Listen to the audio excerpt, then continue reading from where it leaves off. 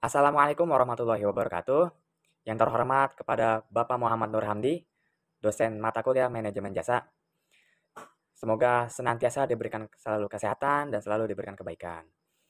Sebelumnya perkenalkan nama saya Yusuf Afandi Rahmat dengan nomor induk 2210506778. Dan terima kasih atas kesempatan yang telah diberikan kepada saya untuk dapat mempresentasikan hasil diskusi kelompok saya tentang analisis kemampuan proses layanan.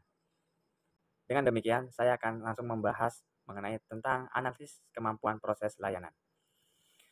Dari definisi analisis kemampuan proses layanan, analisis kemampuan proses adalah langkah dalam pengendalian kualitas yang digunakan untuk menilai sejauh mana proses layanan bisa memenuhi spesifikasi pelanggan. Analisis ini hanya dilakukan saat proses berada dalam kondisi in control dengan terkendali dan membantu memastikan kesesuaian hasil layanan dengan harapan pelanggan. Melalui analisis ini, organisasi dapat mengenali apakah variasi yang terjadi disebabkan oleh penyebab umum atau khusus, serta dapat memprediksi kinerja jangka panjang dan mendukung pengambilan keputusan berbasis data. Kemudian, tujuan analisis kemampuan ini. Yang pertama, memprediksi variabilitas proses agar organisasi tahu sejauh mana penyimpanan yang mungkin terjadi. Kemudian kedua, memilih proses yang paling tepat dengan mempertimbangkan batas spesifikasi pelanggan. Yang ketiga, menyediakan dasar kuantitatif untuk menyusun jadwal pengendalian proses dan melakukan penyesuaian. Yang keempat, menguji penyebab kesalahan, terutama dalam program perbaikan kualitas agar perbaikan dilakukan secara tepat. Yang kelima, menentukan standar kinerja sistem atau mesin supaya sesuai dengan kebutuhan pelanggan. Yang keenam, membantu merancang produk atau proses baru serta mengurangi variasi dalam layanan agar lebih stabil dan efisien. Materi selanjutnya yaitu indeks kemampuan proses. Di mana yang pertama, CP, yaitu Capability Index, yaitu dengan mengukur apakah variasi proses berada dalam rentang spesifikasi. CP hanya melihat lebar distribusi tanpa merhatikan posisi rata-rata proses. Kemudian, yang kedua, CPK, yaitu Process Capability Index, di mana menambahkan pertimbangan posisi rata-rata proses terhadap batas spesifikasi sehingga lebih akurat dan menilai apakah proses memenuhi harapan. Kemudian ketiga, ada CPM, yaitu Taguchi Capability Index, yaitu dengan mengukur seberapa dekat proses terhadap target spesifikasi, termasuk deviasi rata-rata.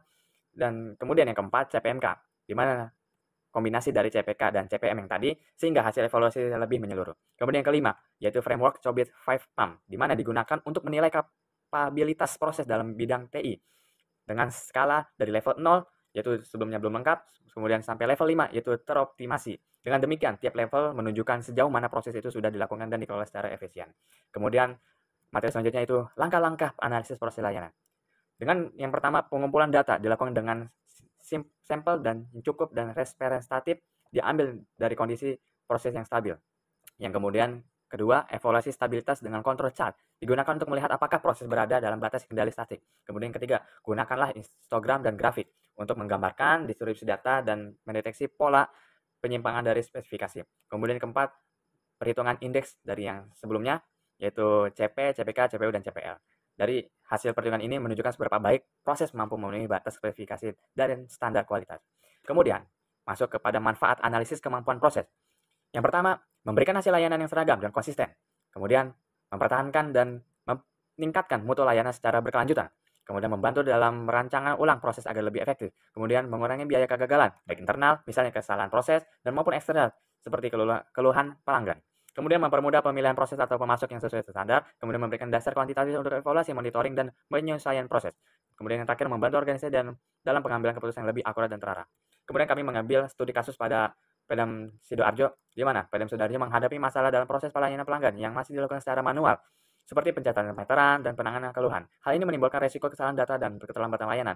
Untuk mengevaluasi kapasitas proses tersebut, digunakan pendekatan COBIT 5, di mana proses assessment model, yaitu proses assessment model atau PAM, hasilnya menunjukkan bahwa proses operasional dan penentuan evaluasi ini sudah berada di level 4, yang artinya sudah menjadi proses konsisten dan terukur. Sementara penanganan layanan masih level 3, artinya proses belum sepenuhnya stabil. Temuan ini mendorong perlunya digitalisasi dan perbaikan sistem layanan secara berkelanjutan. Seperti itu dari studi kasus yang kami ambil. Langsung kami simpulkan dari hasil diskusi kami pada presentasi ini, bahwa analisis kemampuan proses layanan sangatlah penting dalam pengendalian kualitas dan peningkatan efisiensi operasional. Dengan menggunakan indeks seperti CP dan CPK, organisasi dapat menilai apakah proses layanan sudah sesuai dengan spesifikasi dan target kualitas. Penerapan analisis ini seperti yang dilakukan pada Pemda Sidoarjo pada studi kasus yang kami ambil tadi, terbukti mampu mengidentifikasi titik lemah dalam pelayanan, memberikan dasar evaluasi, serta mendorong peningkatan kualitas dan kepuasan pelanggan secara nyata. Cukup sekian kesimpulan dari hasil presentasi kelompok saya. Mungkin itu saja yang dapat saya presentasikan pada pertemuan ini. Terima kasih. Wassalamualaikum warahmatullahi wabarakatuh.